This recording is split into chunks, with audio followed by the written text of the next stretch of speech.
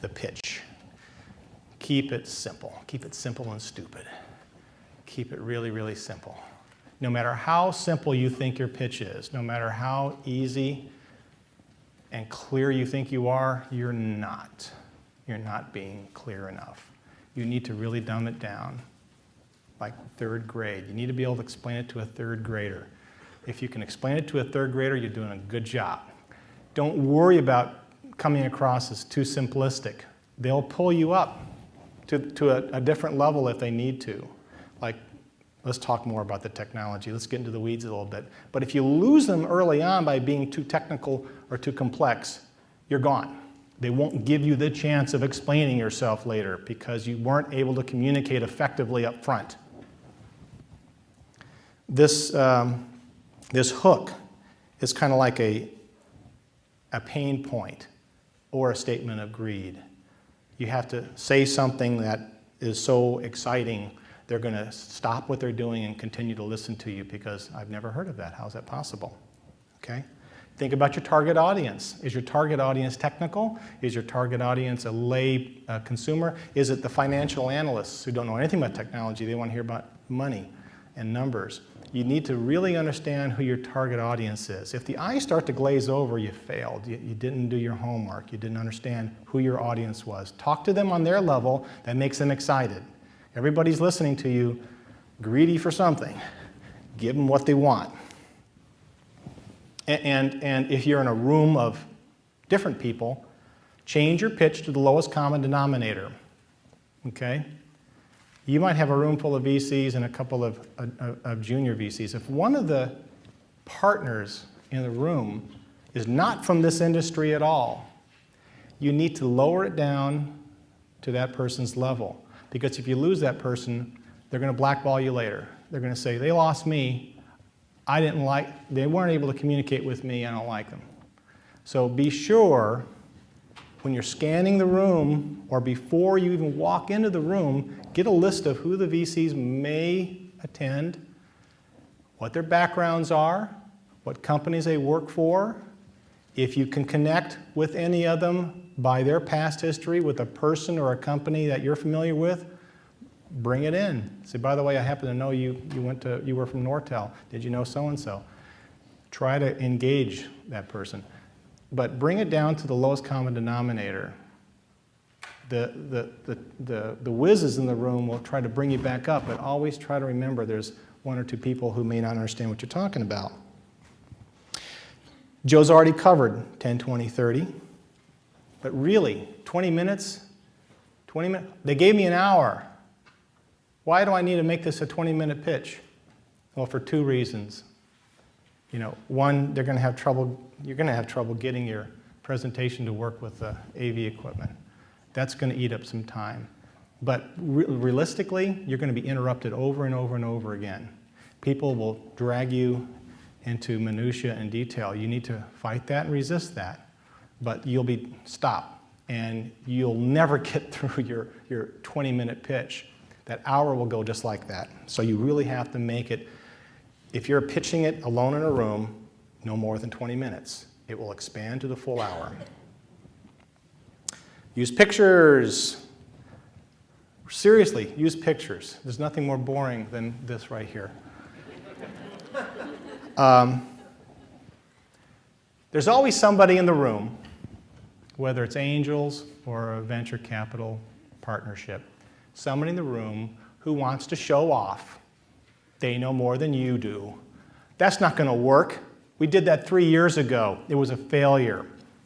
Or, wait a minute.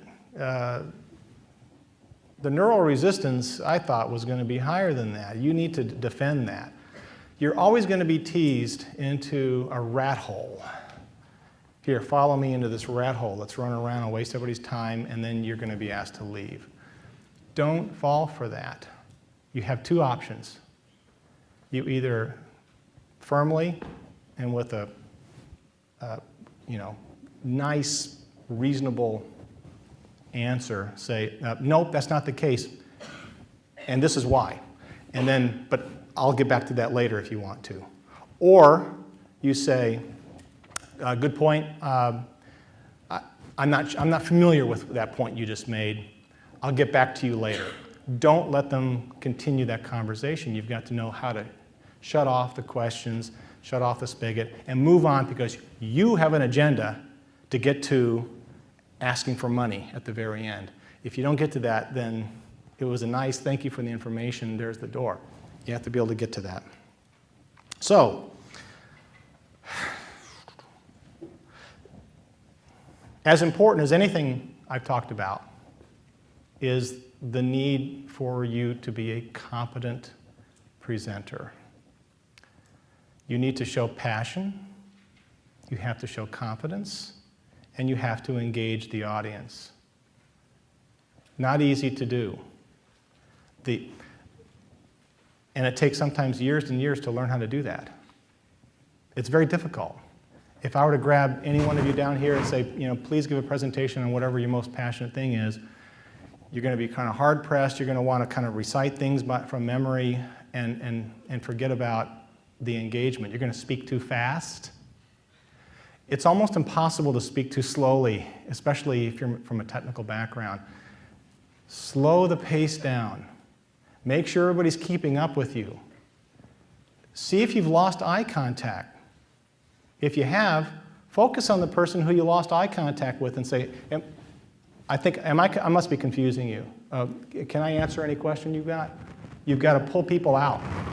You've got to get everybody in the room along with you, nodding their heads, because the more they nod their head and agreeing with you, the more likely at the end, and all I want is $25 million, and I'm going to give you 10% of my company. It's a great deal. So seriously, that's like sales 101. Get them nodding their heads.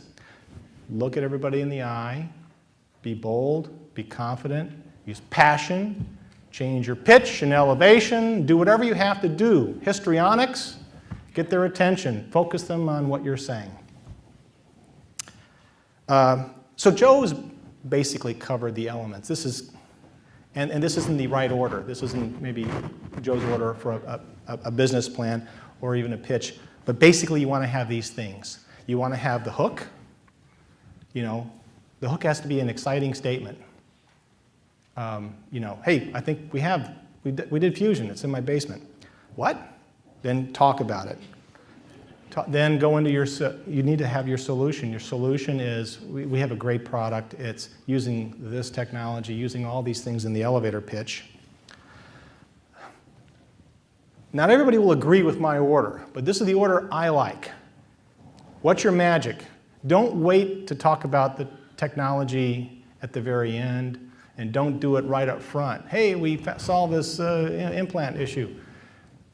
Talk about why it's exciting, what's the market, what problem are you going to solve, and we did it with this unbelievably great new technology, fresh out of the labs, or wherever it came from, or a new chip, whatever it is.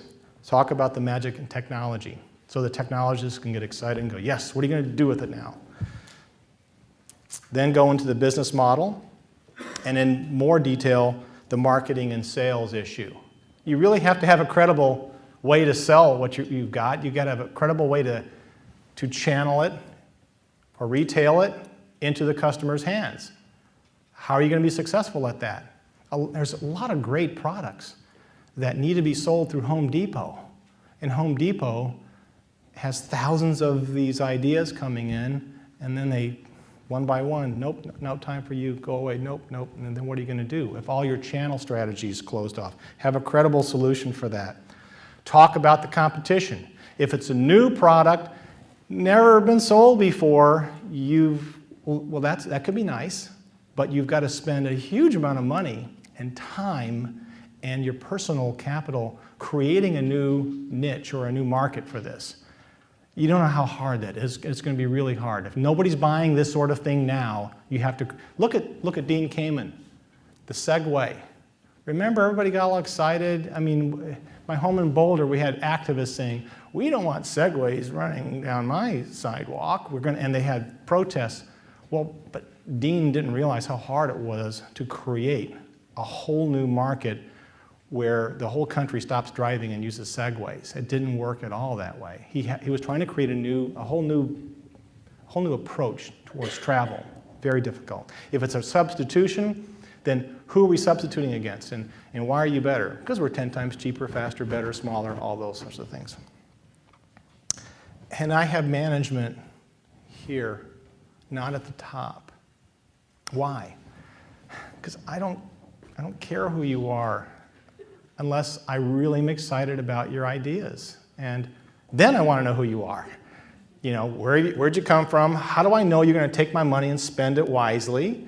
Have you done this before? You know, then give me all your credentials. But not until I'm greedy, because I want some of your stock, please. And now who are you? And what's your team? And that's when that's at that point it's credible. If you hit them too soon with here I am and all that, without knowing whether they're excited or greedy yet, they're going to not listen to it. I won't listen to it. I'm going to skip it. Then go over your financials. What are you going to do with the money that you get? How are you going to spend it? Is it a credible timeline you have for spending that money? Or are you going to run out of money?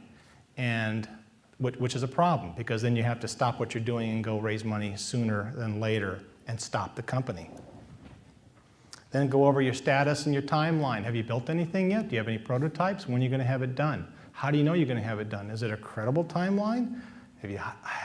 What people have you lined up to build this thing? Okay, status and timeline. And then don't forget, a lot of people forget this. At the very end, the offer. You have to make the offer. What is that offer? And for all this cool stuff, and the $100 million we're going to make over the next 5 years with this product, I'm going to give you 10% of my company for $25 million. And we're looking at closing in the next 60 days. And we have, oh, by the way, we're talking to 4 other venture capitalists, and 3 of them are quite interested. I'd love to hear back from you. Make the request, which is the offer of your stock for money.